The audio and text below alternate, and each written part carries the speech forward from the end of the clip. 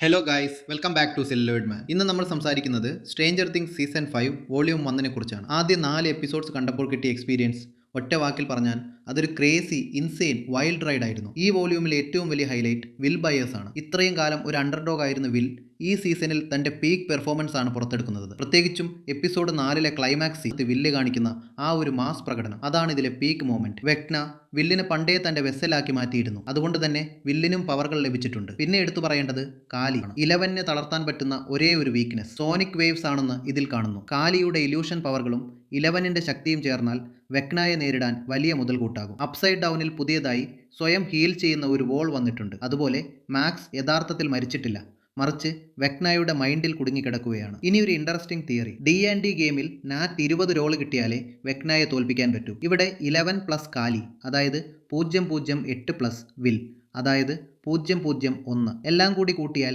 20 വരുന്നുണ്ട്. ഈ കോംബോ ആയിരിക്കും വെക്നായുടെ അന്ത്യം കുറിക്കുക. ഓവറോൾ ആദ്യ 4 എപ്പിസോഡ്സ് ഗംഭീരമായിരുന്നു. 2016 തുടങ്ങിയ യാത്ര 2025 അവസാനിക്കുന്നു. ബാക്കി കാണാൻ ഡിസംബർ 25 വരെ കാത്തിരിക്കണം. നിങ്ങളുടെ അഭിപ്രായങ്ങൾ കമന്റ് ചെയ്യുക. വീഡിയോ ഇഷ്ടപ്പെട്ടാൽ ലൈക്കും ഷെയറും ചെയ്യുക. സെല്ലോയിഡ് മാൻ ചാനൽ മറക്കാതെ സബ്സ്ക്രൈബ് ചെയ്യുക.